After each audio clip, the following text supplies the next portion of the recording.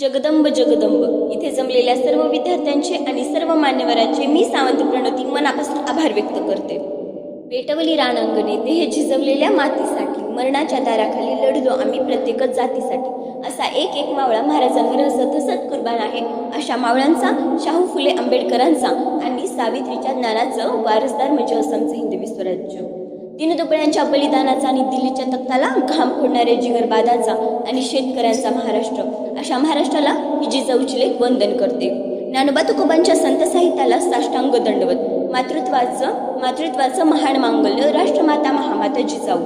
स्वराज्य कल्पक शहाजीराजे भोसले, फुलवाडी भूषण विश्ववंद छत्रपती शिवाजी महाराज, स्वराज्य रक्षक छत्रपती संभाजी महाराज यांना या जिजाऊच्या लेखीचा मानाचा मुजरा.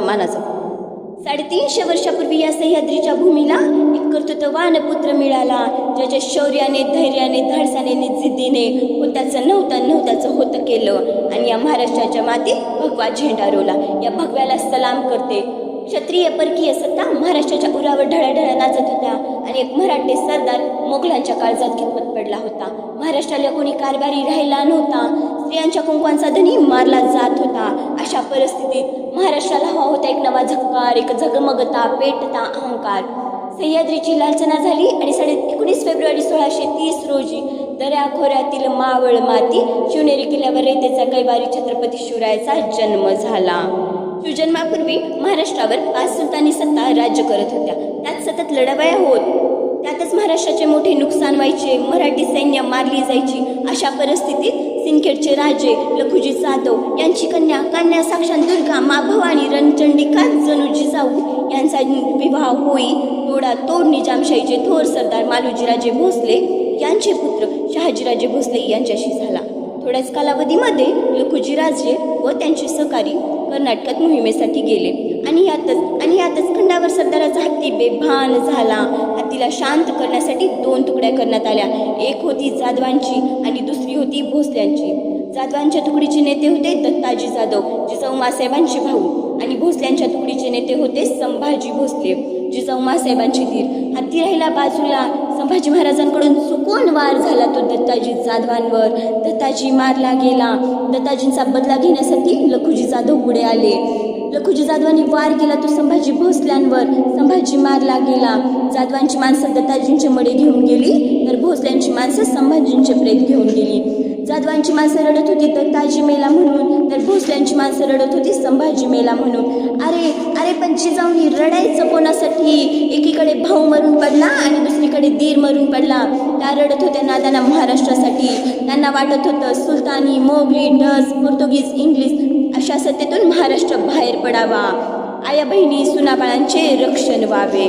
त्या धावत पळत शिवाई मातेच्या मंदिरात आल्या आणि म्हणाल्या, हे शिवाई माते, माझे जर माझ्याच तलवारीने मरत असतील तर हे कुठेतरी थांबले पाहिजे. म्हणूनच मला असा पुत्र दे तो दीनदलितांचे, कष्टकऱ्यांचे, शेतकऱ्यांचे राज्य उभे करून आया बहिणी सुनाबाळांना सुखात ठेवेल.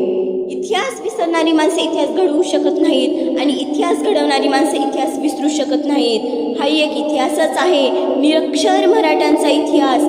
सुवर्णाक्षरात लिहून ठेवावा असा ओजस्वी आणि तेजस्वी इतिहास ह्याच मातीत शिवरायांनी आणि शंभू महाराजांनी घडवला. आजूबाजूच्या सह्याद्रीची उंची वाढली ती उगाचच नाही.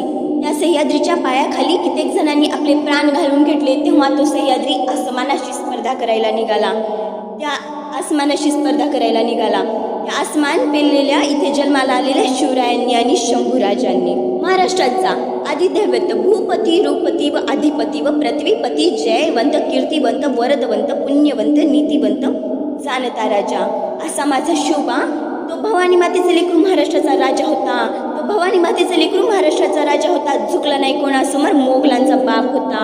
आणि कोणी झुकत असेल तर त्यांना सत्याची वाट दाखवा आणि कोणी लढत असेल तर त्याला मराठ्याची जात दाखवा.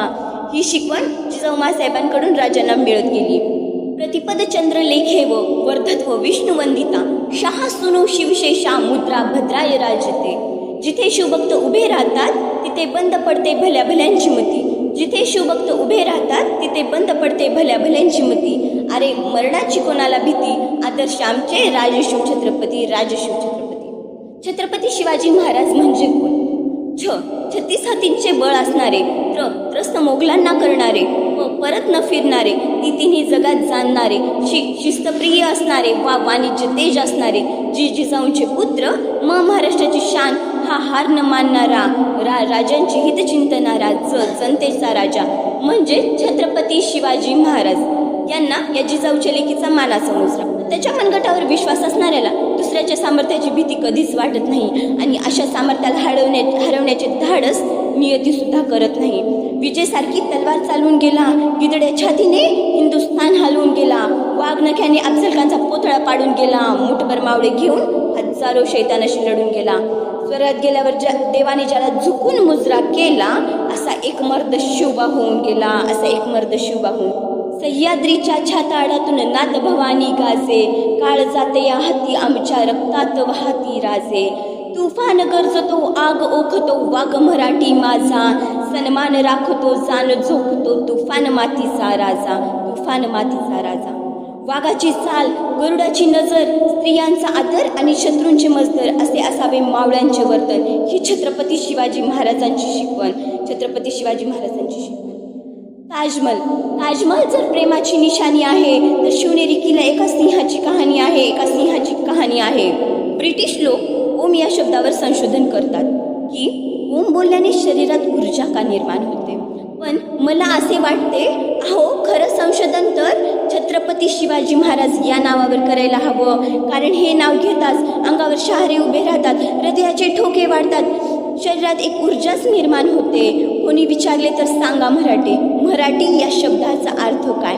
मरेपर्यंत राजाच्या सेवेत ठेवलेला जगदंब. 12 महिने, 11 खेळाडू, 10 बोटे, 9 ग्रह, 8 दिशा, 7 आश्चर्य, 6 संवेदना, 5 महासागर, 4 वेद, 3 ऋतू, 2 डोळे आणि फक्त एक Shivba. Maratha, one man the show, एकच राजे, शिवराय माझे. हेच बोलून मी माझे 4 शब्द संपवते. जय भवानी, जय शिवराय.